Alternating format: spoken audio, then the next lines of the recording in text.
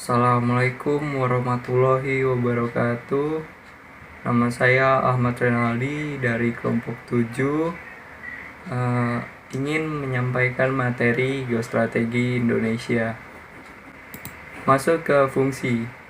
Konsepsi ketahanan nasional berdasarkan tuntutan penggunaannya berfungsi sebagai doktrin dasar nasional, metode pembinaan kehidupan nasional Indonesia, dan sebagai pola dasar pembangunan nasional. Materi selanjutnya masuk ke 6 pengaruh HAM, demokrasi, dan lingkungan hidup terhadap ketahanan. Hak asasi manusia. Yang pertama, hak asasi manusia adalah seperangkat hal yang melekat dan kodrat manusia sebagai makhluk Tuhan yang Maha Esa dan merupakan anugerahnya yang wajib dihormati, dijunjung tinggi oleh negara, hukum, pemerintah, dan setiap orang demi kehormatan serta perlindungan harkat dan martabat manusia. Yang kedua, kewajiban dasar manusia adalah seperangkat kewajiban yang apabila tidak dilaksanakan, tidak dimungkinkan terlaksana dan tegaknya hak asasi manusia. Yang ketiga, diskriminasi. Diskriminasi adalah setiap pembatasan atau pengecualian yang langsung atau tidak langsung didasarkan kepada perbedaan manusia. Selanjutnya yang keempat ada penyiksaan. Penyiksaan adalah setiap perbuatan yang dilakukan dengan sengaja sehingga menimbulkan rasa sakit atau penderitaan yang hebat, baik jasmani maupun rohani. Dan yang kelima ada pelanggaran hak asasi. Pelanggaran hak asasi ini adalah setiap perbuatan seseorang atau kelompok orang termasuk aparat negara, baik yang disengaja maupun yang tidak disengaja. Nah, selanjutnya ini ada pasal-pasal Undang-Undang Dasar 1945 tentang HAM sebagaimana yang disebutkan dalam klien. Antara lain yang pertama, hak atas kebebasan untuk mengeluarkan pendapat. Yang kedua, hak atas kebebasan untuk kedudukan yang sama di depan hukum. Yang ketiga, kebebasan atas kebersamaan berkumpul. Yang keempat, kebebasan atas bernegara. Yang kelima, kebebasan atas kehidupan yang layak. Selanjutnya ada demokrasi. Nah, secara etimologis, demokrasi ini berasal dari bahasa Yunani. Ada demos yang berarti rakyat dan kratos yang berarti kekuasaan, sehingga demokrasi ini adalah rakyat berkuasa. Nah, dalam demokrasi disebutkan bahwa government from people, by people, and for people, sehingga rakyat dalam demokrasi menjadi subjek negara, bukan menjadi objek. Nah, dalam negara demokrasi ini, rakyat berdaulat untuk menentukan masa depannya, termasuk bagaimana peran serta rakyat sangat menentukan jalannya pemerintah. Peran serta rakyat dalam negara dapat mewujudkan menyalurkan aspirasinya pada saat pemberian suara dalam pemilihan umum, membayar pajak, terlibat aktif dalam percaturan politik lokal maupun internasional, dengan menjadi pejabat publik, atau dengan cara menyampaikan kritik kepada masyarakat, baik langsung maupun melalui media massa. Selanjutnya ada lingkungan hidup. Nah, pengertian lingkungan hidup adalah semua kondisi yang ada di sekitar manusia, hewan, tumbuhan, dan benda lainnya. Lingkungan hidup merupakan suatu ekosistem yang saling berhubungan. Pembangunan yang berkelanjutan menjadi istilah dan semboyan yang berisi tekad bangsa-bangsa di dunia untuk memerangi kerusakan lingkungan. Dengan pembentukan Komisi Internasional di bidang lingkungan maupun rencana tindakannya yang tercantum dalam Deklarasi Agenda 21 Rio pada tahun 1922.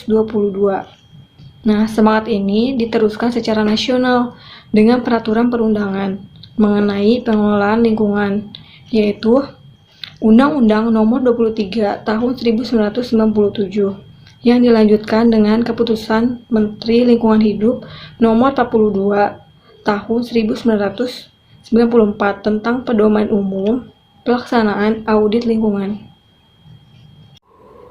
Nah, selanjutnya adalah pengaruh aspek ketahanan nasional terhadap kehidupan berbangsa dan bernegara. Pengaruh aspek ideologi, Pertama kita cari tahu dulu ya, ideologi itu apa. Ideologi adalah dapat dikatakan sebagai kumpulan gagasan-gagasan, ide-ide, keyakinan-keyakinan, kepercayaan-kepercayaan yang menyeluruh dan sistematis yang menyangkut bidang politik, sosial, kebudayaan, dan bidang keagamaan. Nah, ideologi di dunia yang mempengaruhi, yang pertama liberalisme.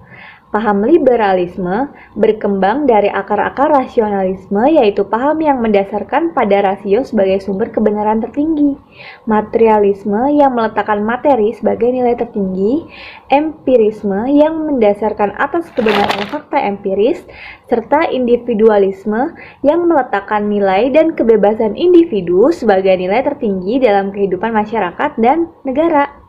Kedua, komunisme.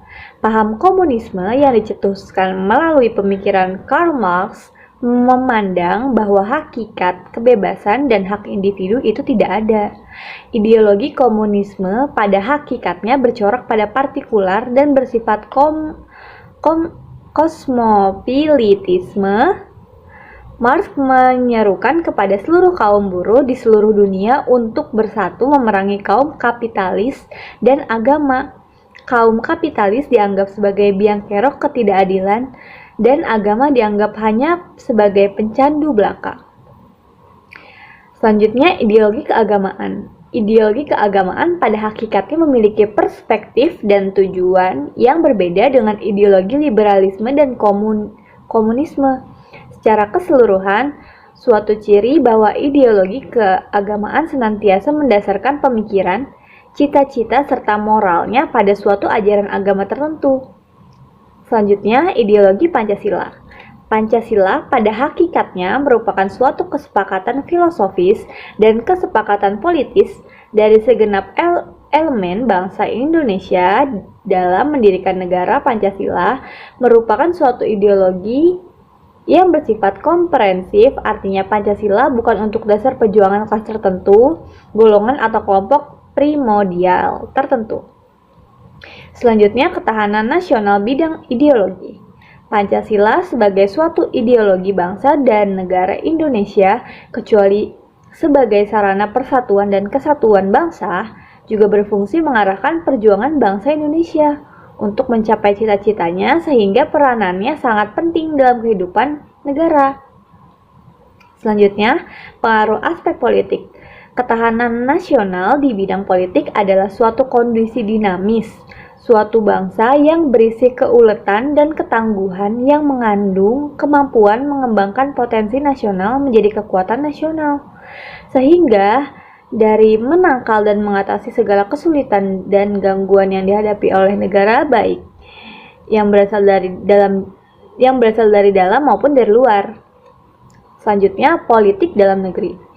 Politik dalam negeri adalah kehidupan kenegaraan berdasarkan Pancasila dan Undang-Undang Dasar 1945 yang mampu menyerap aspirasi dan dapat mendorong partisipasi masyarakat dalam suatu sistem. Selanjutnya, politik luar negeri. Politik luar negeri adalah suatu sarana pencapaian kepentingan nasional dalam pergaulan antar bangsa.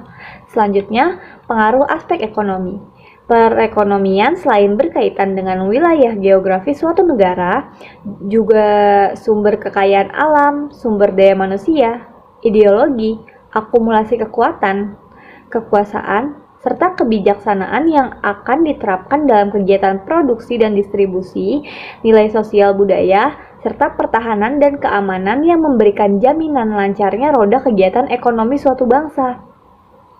Proses tersebut akan mempunyai dampak positif dalam arti meningkatkan kesejahteraan suatu bangsa, manakala kegiatan ekonomi itu terselenggara dalam posisi keseimbangan antara permintaan dan penawaran, produksi, distribusi barang dan jasa. Perekonomian Indonesia. Pasal 33 Undang-Undang Dasar 1945 berbunyi, sistem perekonomian Indonesia disusun sebagai usaha bersama berdasarkan asas kekeluargaan, cabang-cabang produksi yang penting bagi negara dan menguasai hajat hidup orang banyak dikuasai oleh negara. Bumi dan kekayaan alam yang terkandung di dalamnya dikuasai oleh negara dan dipergunakan sebesar-besarnya untuk kemakmuran rakyat. Nah, secara makro, sistem perekonomian Indonesia dapat disebut sebagai perekonomian rakyat, di mana bumi, air, kekayaan alam yang terkandung di dalamnya dikuasai oleh negara dan dipergunakan untuk sebesar-besarnya kemakmuran rakyat. Untuk mencapai keadilan sosial bagi seluruh rakyat Indonesia, diperlukan pembangunan dalam berbagai bidang kehidupan secara merata yang hasilnya dapat dirasakan oleh seluruh rakyat. Nah, untuk ketahanan pada aspek ekonomi, ketahanan ekonomi adalah suatu kondisi dinamis kehidupan perekonomian bangsa yang berisi keuletan dan ketangguhan, kekuatan nasional dalam menghadapi serta mengatasi segala tantangan dan dinamika perekonomian baik yang datang dari dalam maupun dari luar negara Indonesia, dan secara langsung maupun tidak langsung menjamin kelangsungan dan peningkatan perekonomian bangsa dan negara Republik Indonesia yang telah diatur berdasarkan Undang-Undang Dasar 1945. Nah, wujud ketahanan ekonomi tercermin dalam kondisi kehidupan perekonomian bangsa yang mampu memelihara stabilitas ekonomi yang sehat dan dinamis, menciptakan kemandirian ekonomi nasional yang berdaya saing tinggi, dan mewujudkan kemakmuran rakyat yang secara adil dan merata. Nah, untuk implementasi ketahanan nasional dalam bermasyarakat, berbangsa, dan bernegara, berikut beberapa implementasi ketahanan nasional. Nah, yang dalam bermasyarakat nih ya, itu ada 5. Yang pertama, meningkatkan pemahaman dan melaksanakan undang-undang yang berlaku dalam masyarakat. Yang kedua, menghilangkan kerawanan yang mengandung SARA. Yang ketiga, meningkatkan keteladanan tokoh masyarakat. Yang keempat, hidupkan kearifan lokal dan selektif budaya asing. Yang kelima, membina keluarga dan lingkungan. Kemudian, implementasi ketahanan nasional dalam berbangsa itu bisa berupa menghidupkan kembali sumber-sumber identitas bangsa. Yang kedua, mengutamakan kepentingan bangsa dan dari kepentingan pribadi dan golongan, menghilangkan primordial antar daerah, meningkatkan persatuan dan kesatuan bangsa, dan juga bangga sebagai bangsa Indonesia. Kemudian, implementasi ketahanan nasional dalam bernegara itu berpartisipasi dalam pembangunan nasional sesuai bidangnya, terutama bidang ideologi dan politik, bidang ekonomi, bidang sosial budaya, bidang pertahanan dan keamanan. Kemudian juga memedomani ketahanan nasional dalam pembangunan nasional. Nah, itu tadi penjelasan untuk bab kali ini, Geostrategi Indonesia.